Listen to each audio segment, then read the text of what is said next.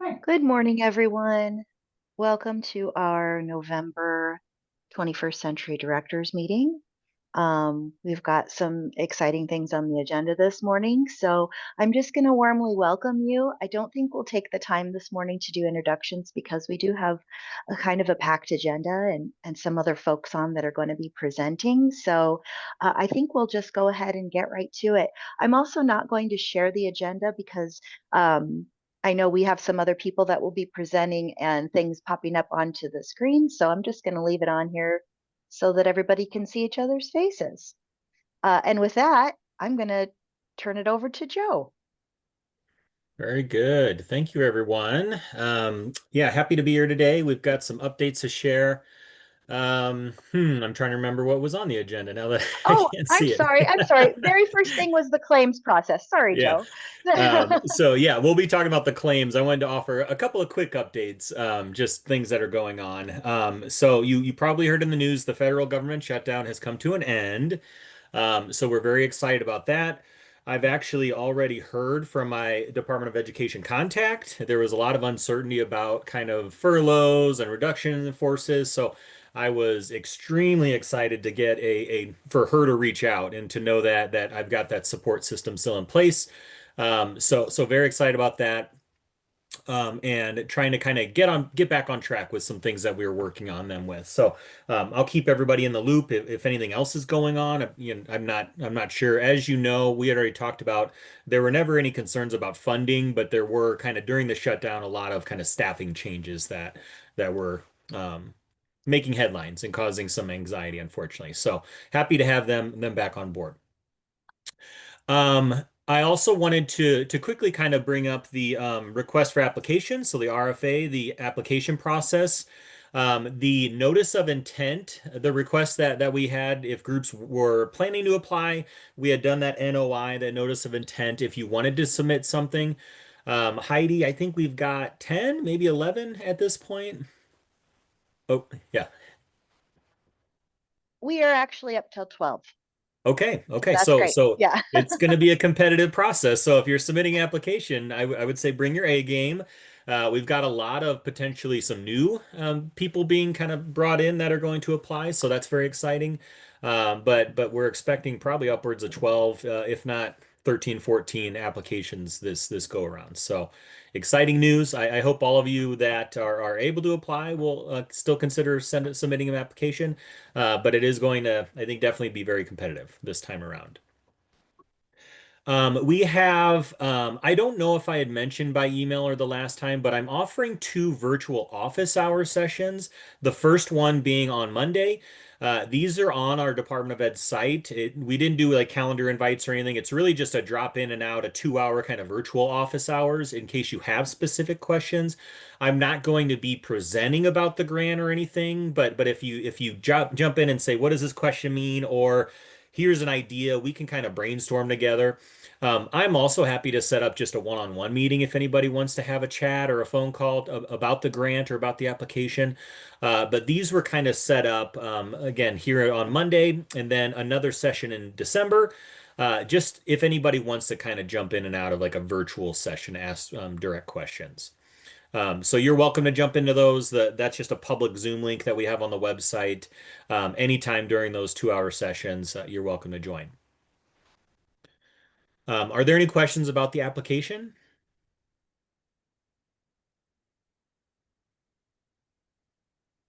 Okay. You will see we updated pretty much all of the forms look a little different. We didn't change really anything about the grant other than some of the competitive priority bonuses. We had modified a couple of those a little bit to focus on like career exploration, career and tech ed, work-based learning, industry recognized credentials. We kind of modified a couple of those to focus more on that type of those types of activities for all ages, so not just older kids, but if you're getting your younger kids career exploration activities, or if you're talking about industry recognized credentials and kind of going through different activities, you may qualify for some of those new competitive bonus priority points. But otherwise, we didn't make any changes to the kind of meat and bones of the grant, none of the rules or regs or anything like that. So although the forms might look different, we tried to make them a little bit more user friendly so you didn't have to download a PDF and then convert it to Word and fill it out and kind of go through that old process. We converted a lot of them into kind of fillable PDFs or just direct Word documents that you can pull down and fill out and then submit. So um, there's a possibility that we got something wrong, though. There might be a couple typos here and there because we updated a lot of them. So reach out again if you have any questions or if you think there might be something wrong with them. I'll work with our communications team to get those corrected and reposted as quickly as we can. But yeah, lots of I'm very excited about this application competitive grant process this year.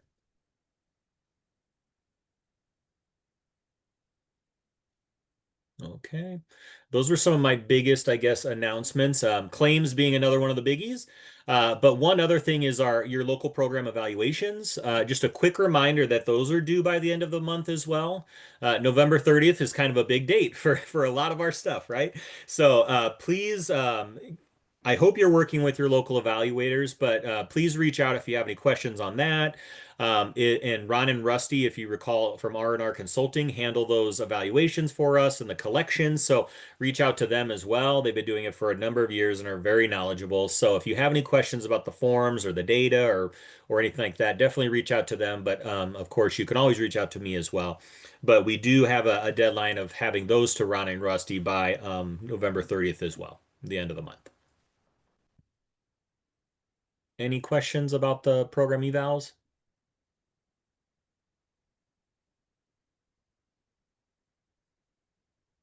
Okay. So I wanted to spend a kind of a chunk of time here talking about the claims, everybody's favorite topic, because we want to get paid, right?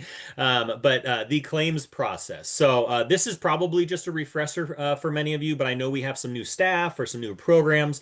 So I wanted to I create a very basic PowerPoint. It's like 10 slides, not going to take very long, but just to run through some of the main things to remember, as well as some things that we've seen trip people up. And I don't want to kind of add any of that to any of you, which would kind of further delay any kind of payments and reimbursements to you. So I did share this with the group this morning, just a PDF of the PowerPoint, the slide deck, as well as the updated claims spreadsheet. I noticed a couple of typos and some kind of weird formatting going on some of the tabs, so I kind of modified things and try to fix a couple of things. As I mentioned, we're kind of going through all of our documents and resources and trying to kind of clean things up that maybe got off track over the years. But you should have the PDF of this PowerPoint. If you don't, let me know. I can send it to you directly. So the claims process. So we have quarterly claims. It's a requirement that you submit your quarterly claims. Here is kind of an overview of the time period that's covered for each of those claims, as well as the due date. The due dates generally stay the same, but sometimes it kind of moves around a little bit depending on kind of when it falls or if there's anything else that's going on. Occasionally there's an extension on some of that, but I wouldn't necessarily expect it unless there was something kind of really big that happened. But these are generally pretty tried and true, and it has this listed within the CASA portal. So the Consolidated Accountability and Support Application, the system which can be found at the website right down here.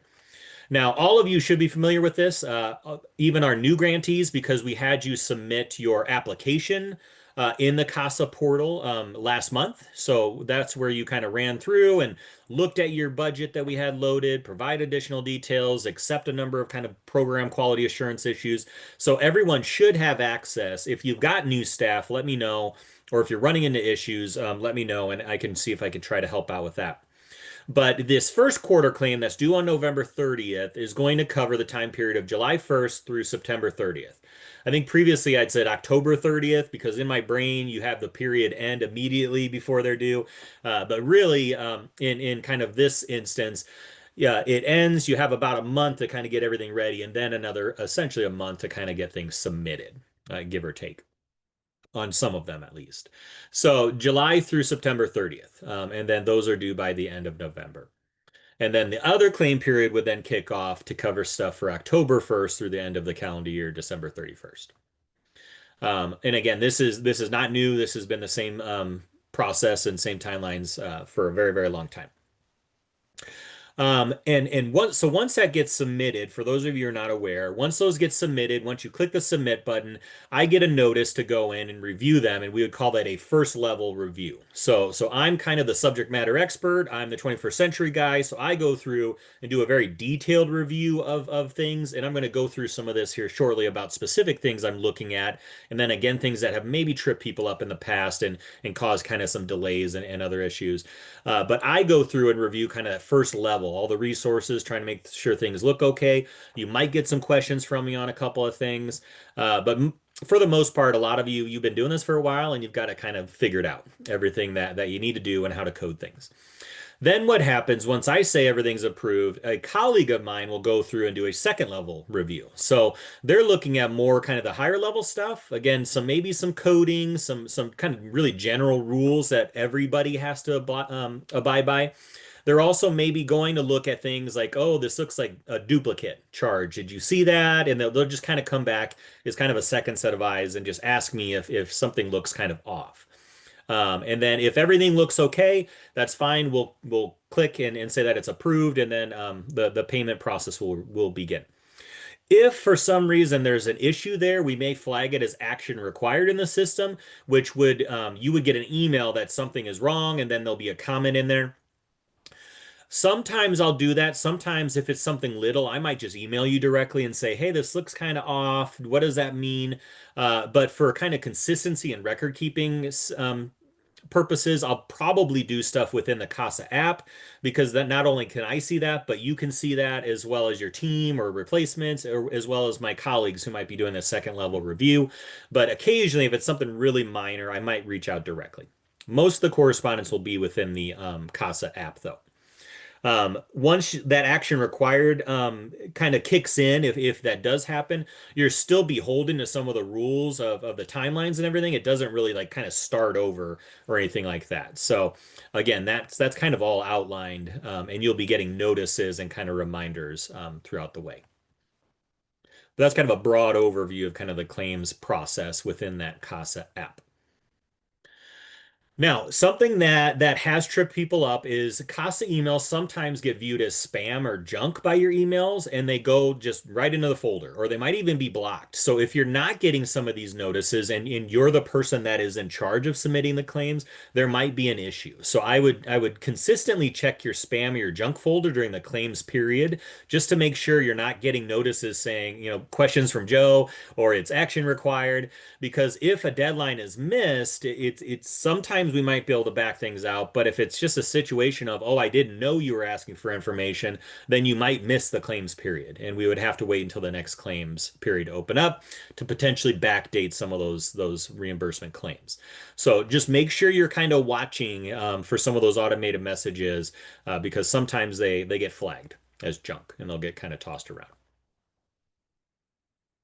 I'll also try to watch, like if I haven't heard from you in a while, if I put something in there, I'll maybe reach out. I know sometimes that's not you specifically doing these things. You might have, particularly a school district, you might have your business office team or your other teams doing it.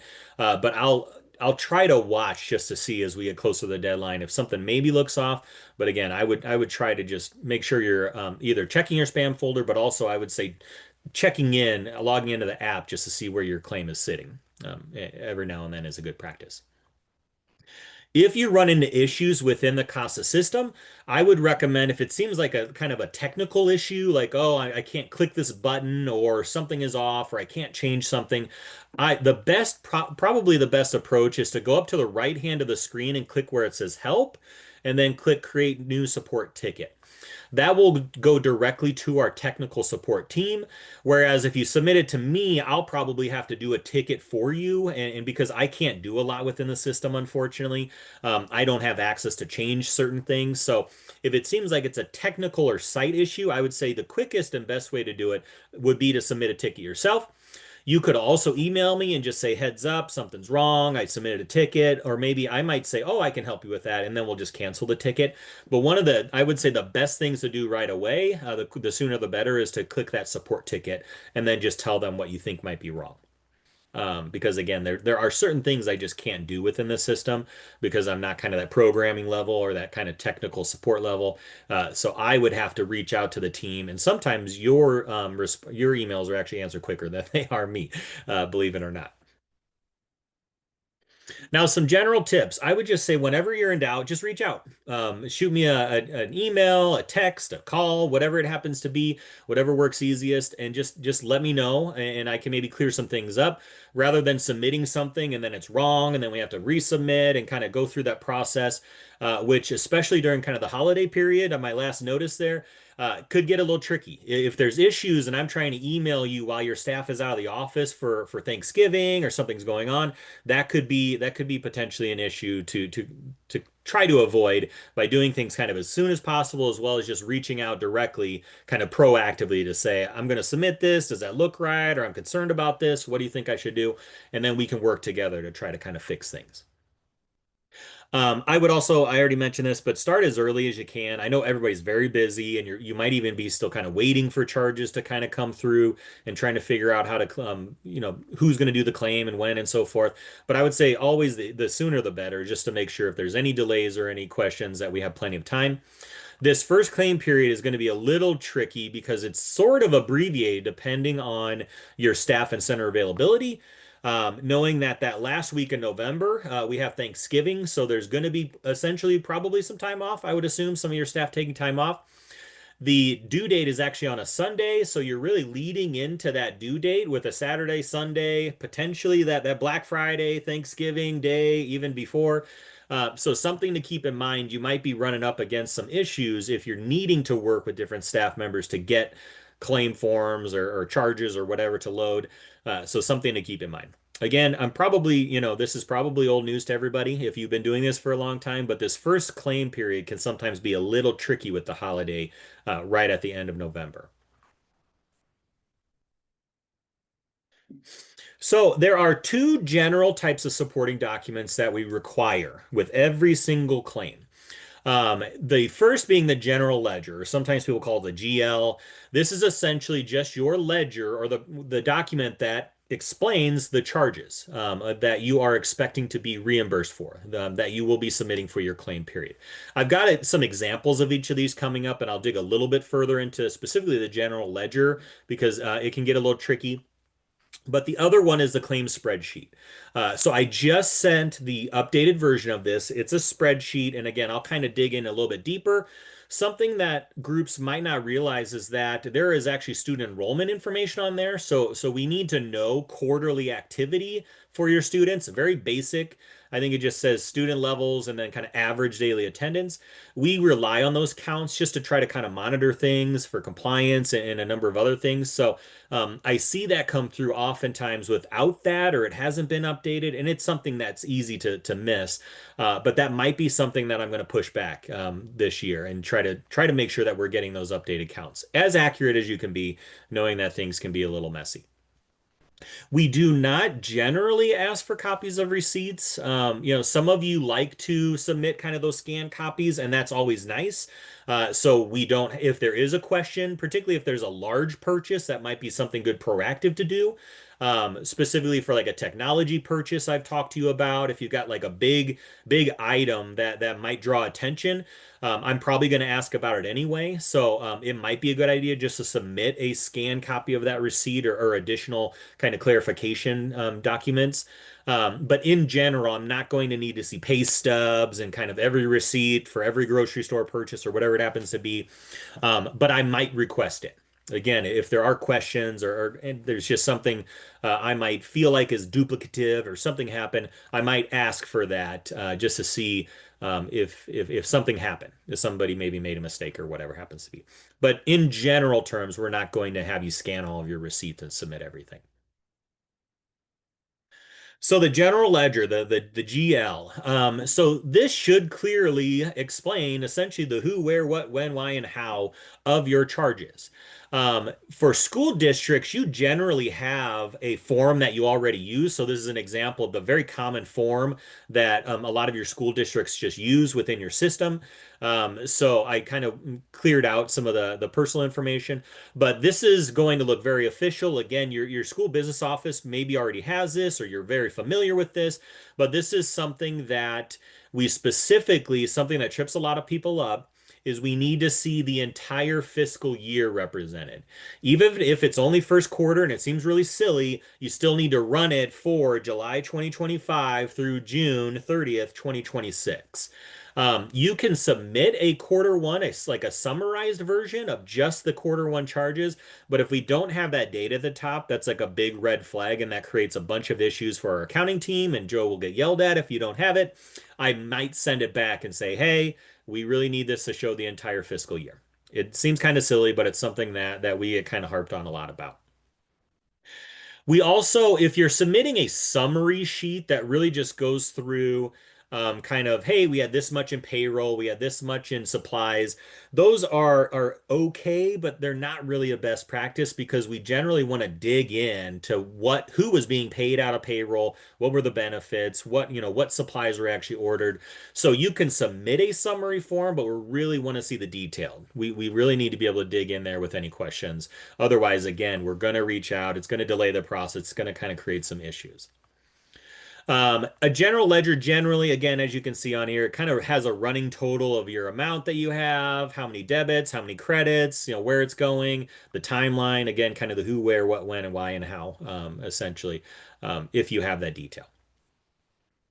Our nonprofits, our community-based organizations, you maybe don't have to do it exactly that way. So there's it by Iowa law, school districts have to follow a very specific coding structure.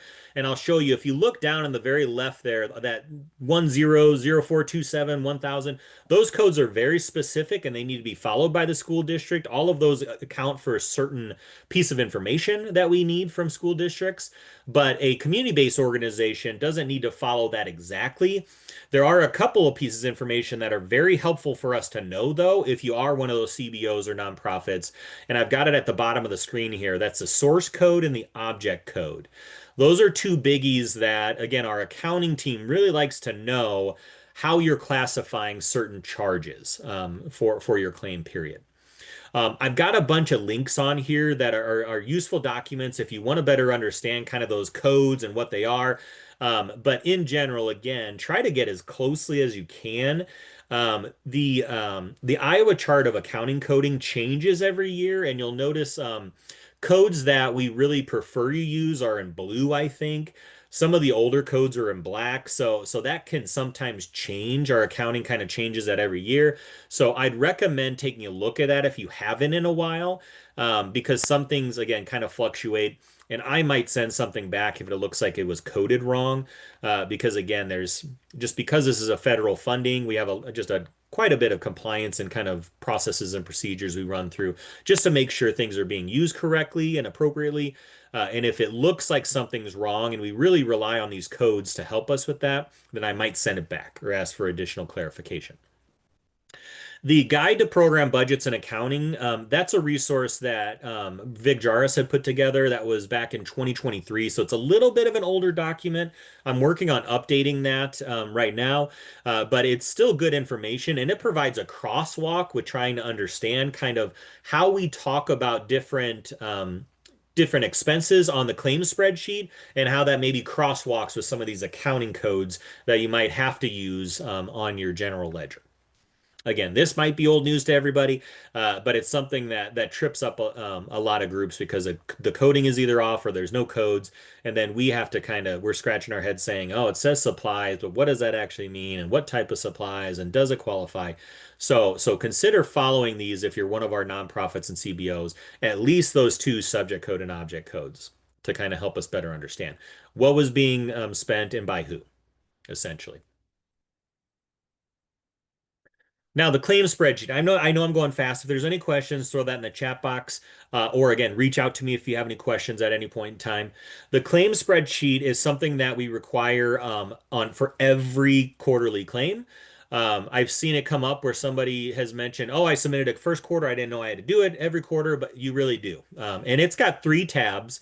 The summary one is where you'll load in your budget. It kind of summarizes, and there's quite a bit of formatting that pulls information from the different tabs. So the summary tab provides kind of that broad overview, as the name implies, of kind of what is being entered in the other tabs, as well as what was budgeted for each of those quarters or each of those kind of buildings or sites. There is a building budget tab. You'll see the use of the term budget used often for or building as site. So those are you kind of use interchangeably, but sometimes building makes a little more sense to people versus a site. So that is used often in this spreadsheet. And then there's four tabs for each of those buildings or sites. Now, technically, you should only have three sites. We only allow up to three sites where you're providing your services. A fourth is provided in case maybe there's a transition or maybe switch building sites, and we want to keep some of that historical data for the old site. So you probably should never have anything in the fourth tab or the fourth building tab. But each of those building areas is that site area is where you will provide the detailed information about what was being spent at that specific site. This again is where you're going to enter your activity count. So how many students were taking those programs or services at that specific site, as well as kind of average per day, I think is what's in there. But that's something that again I was noticing during my kind of first foray into the claims is the activity was not being updated each time, and that's something I'm going to be a little bit stricter about this go around. And then again, I would refer to that guide to program budgets and accounting because that provides that crosswalk of, well, here's what we said on our original application. What is that? How does that crosswalk to some of our other areas, like on my general ledger, just to make sure that things are lining up. If I know I've mentioned this before, but if it looks like your original budget is kind of getting off track or you want to move things between your original approved budgeted areas, reach out to me and that's something that we can talk about. Like for instance, you maybe don't need as much staffing as you expected, but you're going to take more field trips, so you might have to move staffing to travel or transportation. Or likewise, maybe you don't need as many supplies as you expected, but you want to do more field trips or you want to hire more staff. Reach out to me if you're going to be moving between those budget areas, and that's something that we can work together on. Depending on how large the change is, it might just be something we do by email. If it's a really big change, I might have you fill out an amendment request for me, a program amendment request. So a recap and kind of next steps. Remember, reach out beforehand if you have any questions, comments, whatever, concerns, and I'll try to work with you on that. Submit a support request within the CASA system if it seems like it's technical or site issue. That's kind of the quickest way to do that. Try to follow that coding and labeling guidelines as I kind of briefly ran through and that we have in those resources I have linked in this presentation, just to try to make sure we don't slow anything down. And I know I mentioned like 5 times, but consider the Thanksgiving holiday because that can kind of throw things off, and suddenly somebody's out of the office and we can't kind of get the claim submitted and kind of approved in time. And then don't panic. If there's some sort of issue, I'm going to work with you. We can work together to figure things out. Like I mentioned, maybe your budget has gotten off track. That's okay. Maybe something you had coded incorrectly. That's fine. We can kind of fix things. Or if you're not sure something qualifies, you thought it did, but maybe it doesn't, and you're uncertain, reach out to me. We can try to figure out how to make things work and try to make sure we keep everybody on track. Now, are there any questions? That's my last slide. I know I ran through a lot real fast. Any questions about the claims?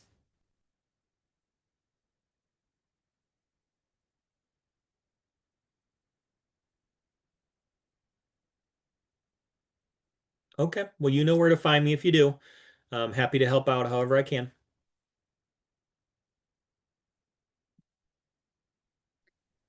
Great. Okay, thanks, Joe. All right, and now I think we're just going to move right on. Cameron Ryan is here today from Volunteer Iowa, and she's going to share with us a few new funding opportunities that are available for after-school programs. Thanks so much, Cameron, for being here. Do you need to share your screen at all? I am going to, just so you don't have to look at my face, but Okay, I have well, permission. So, okay, okay. I like looking at your face, but all right, go well, for if you want to, you it. can.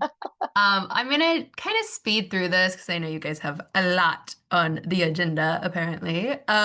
So I'm just gonna jump Well, around. actually, you're it. So, Oh, well you don't then have maybe to I'm gonna speak go too slow. far. I'm gonna go Yeah. slow. I'm gonna slow it down. You can spend plenty of time with me. Now I'm all confused though with my screen sharing. Let me stop. Hello? There we go. Let's try this again. Okay. There we are. You Well, got the boring stuff out of the way, Cameron. I'll try it. I mean, I don't think this is that exciting, but maybe it is. Well, I'm Cameron. Like Heidi said, I'm with Volunteer Iowa. I'm also on the Iowa After School Alliance Strategic Leadership Team. So I do a lot of work with Heidi and supporting young people and have been honored to be part of reviewing the 21st Century grants these past few years. And I always look forward to that. So thank you guys for all the work you do. But we have three small funding opportunities that are all centered around increasing volunteer engagement. So if you're not familiar with Volunteer Iowa, we are housed in Department of Health and Human Services under Community Access. And we exist to just foster volunteering. So a lot of that is through overseeing AmeriCorps programs. But then we also do disaster response relief. We work with mentoring programs since our mentors for mentees are volunteers. We do a lot of work on just engaging new individuals in service and helping organizations to support their capacity through volunteering. I would say I think we get a lot of people who will call and be like, "Do you have volunteers for this event?" And I don't just have a closet full of volunteers. I think that would be nice if I did, but we mainly exist to kind of help organizations be able to find those volunteers themselves and really to use them in impactful, meaningful ways. We offer volunteer recognition programs to help create that climate of service, and just in general, kind of do both a top-down and a bottoms-up approach. And in that vein, some of the programs that we offer are really specifically to support organizations through funding and through training to, again, learn how to best utilize volunteers because we know when we're utilizing volunteers, our organizations thrive. There's an economic impact of using volunteers. It helps reduce workload because you are spreading out and gaining new skills and capacity. We know it's good for the volunteer, obviously, you live longer, but it's also good for the organization because you're gaining these new mindsets. And I specifically work with youth and young people to foster volunteering amongst them. And part of the reason why we do that is we know that the younger you start volunteering, the more likely you are to continue it. You're more likely to feel invested in your community, to want to stay where you are and help it foster. You're more likely to donate later in life. You're more likely to continue volunteering and run for office, graduate college, all of these amazing, beautiful things that are great for citizen development.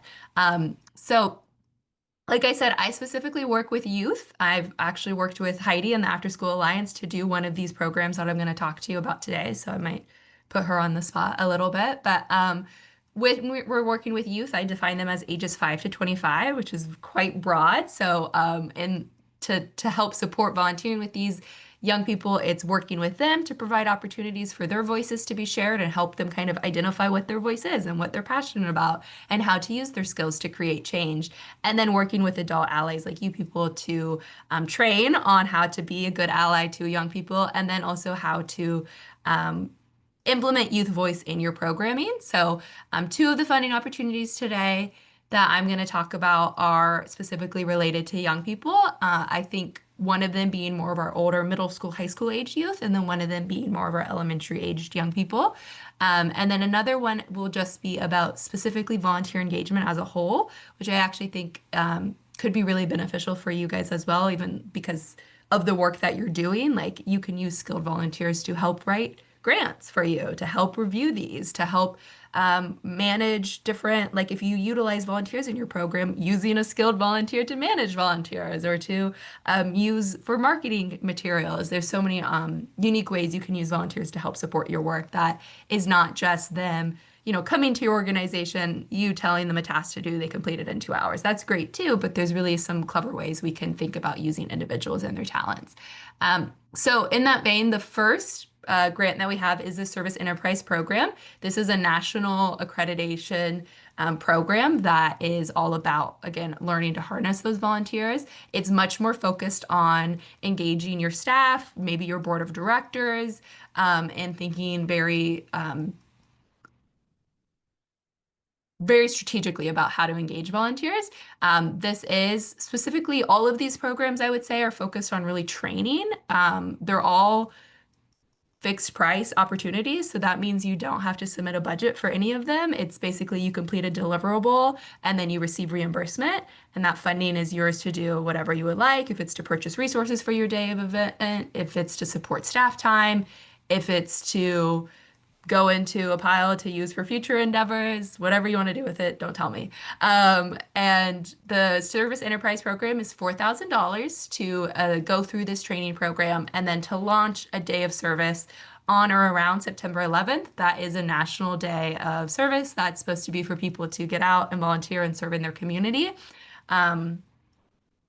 We kind of just are using that as like a launching pad for these initiatives. So starting in early next year, you'll begin all of these programs, going to our trainings, working kind of one-on-one with our staff to develop your program, and then using that September 11th day of service to launch it. So if you're more interested in just learning how to use volunteers, I recommend the Service Enterprise Program. If you're more interested in learning how to engage youth voice in your programming, the Youth Service Board is the one that actually Iowa After School Alliance has done before. This is $3,000 to develop a youth board. So really we're recruiting young people to then look at our organization's mission statement, look at the issues within our community and create a plan to address it. So it's really young people almost being like entrepreneurs, like really identifying an issue and creating a plan to do it and then implementing that on or around the day of service. The idea of this is that young people will plan a project that will hopefully encourage other young people to want to be involved on that day. I think this is a great way to, if you're looking at adding a young person on your board of directors or having more youth voice in your organization and providing feedback, I think this is a more kind of deliberate way to engage young people, thinking again about them more as skilled volunteers. So it's really more of a trusting process with young people and adults and working more collaboratively, I'd say. And then the Family Volunteer Initiative is more of what I would consider like our traditional volunteer opportunities. But this is aimed at children and their legal guardians and their parents or grandparents. We define a family as any adult and a child with like 2 or more people. So that is $3,000 to go through this training process on how to set up a family program. These are going to be more of your typical kind of one-off service events that can still be super meaningful and a way to enlarge in your volunteer pool. We hear that a lot of parents don't volunteer because they don't have childcare, or that children don't have access to get to volunteer opportunities because their parents are busy. So we're using it as a bonding activity, which is such a fun way for families to spend time together, and it can create new traditions. And it's also just good PR for your agency if you have like little ones and adults doing activities together. It's just such a fun time.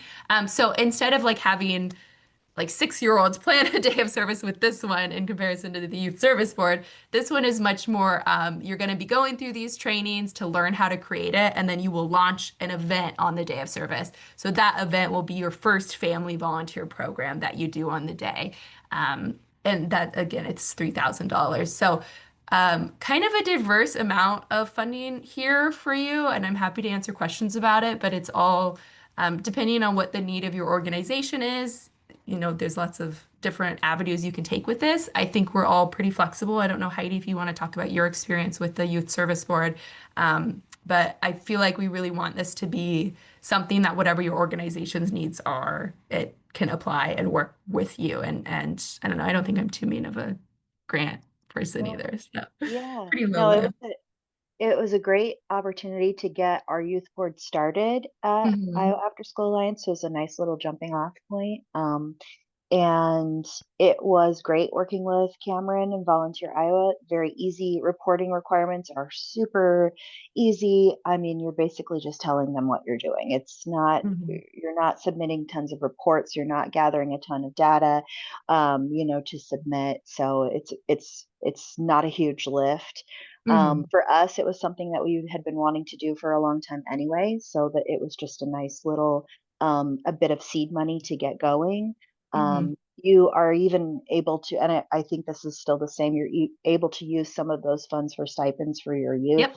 to get them going and offer, maybe uh, gas cards if you're having them come in and do some travel to have meetings or that type of thing. Or like for us, we wanted them to be part of Day on the Hill So we were Mhm. able to help, get them there, and provide some fun stuff for them too. Yeah. So yeah, all in all, a really great opportunity, I think. Yeah. And if you're interested in several of them, you are able to apply for all of them if you want. The only kind of stipulation is with each of, and I forgot to mention this, with each of these events, you are should aim to engage 50 individuals in the actual day of event. Um, Pretty flexible. I mean, with Iowa After School Alliance, I think we used Impact really to help like launch those numbers. So it could be several small projects that you do that engage 50 people, and it doesn't have to be on the actual day of September 11th. I usually say a month before or until the 30th of September, just kind of around that time frame. So if you are yeah, I think the 50 shouldn't be a barrier that stresses you out because I'm happy to like brainstorm ways to get that if you're worried about it, especially in rural communities. But if you do decide to apply for several of these, the only thing would be you'd have to engage 50 per grant. So if you did two, you'd have to engage 100 people, and three, 150 people. So just keep that in mind that you can't cross count with it.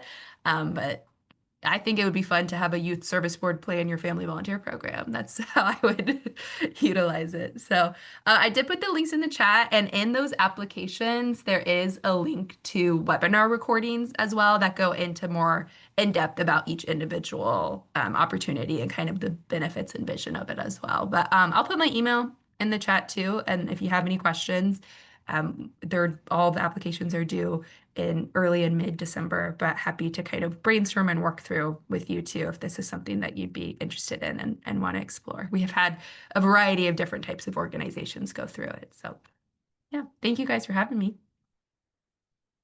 If there's any questions too, feel free to reach out. Thanks very much for being here. Yeah, I'll just leave it open here for a moment for any questions that folks might have. I'm curious how many programs you generally fund per year. Yeah. Yep. Well, this is the nice thing is because last year there was sort of a whole crazy things happening in the federal government. So the amount of organizations we were hoping to fund like was reduced, which means we can fund even more this year. So Okay. with the youth service and the family volunteer ones, I'm looking for about 30 applications across the two. So I don't want to say like 15 per each because if we have more interest in one, maybe there's 20 that we'll fund for family and 10 for youth service board, just depending on where interest is. With Service Enterprise, we are planning on accepting funding 10 organizations, but again, like if it's all coming from the same pool of money. So if I don't have like a lot of applications for youth service board, we may be able to fund more service enterprise. So really like each year we've been able to fund about 15, and even though our goal is always 10. So we've always been able to make it work and fund a little bit more, which is nice. Cool. Yeah. Yeah, sounds very interesting. And I know Cameron and I have talked in my prior role with work-based learning, we talked a lot about having students do volunteer opportunities and still counting that as work-based learning for their school and potentially getting academic credit. And there's just tremendous potential in partnering with like a city even or a county on kind of some of these service operations where you're Mhm. doing like beautification, improving Mhm. downtown areas, stuff like that. Mhm. So I think Yeah. tremendous potential if you're looking for opportunities to get your kids some of that kind of career experience as well Mhm. as kind of the Definitely. volunteering service learning stuff.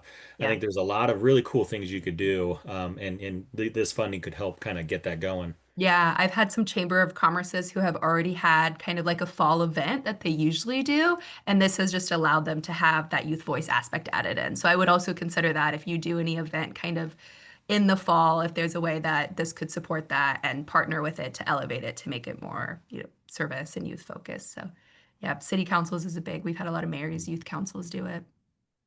Yeah. Cool. Okay. Thanks Okay. again. Yeah. Thanks, Cameron. Okay. All right, and she did put those links in her email in the chat too, if you need those. Or of course, you can reach out to me and I can help connect you as well. Thanks. All right. Thank you for joining us today. We will meet together again on December 19th. And until then, if you have any questions or need anything at all, of course, reach out. I'm going to go ahead and turn off the recording.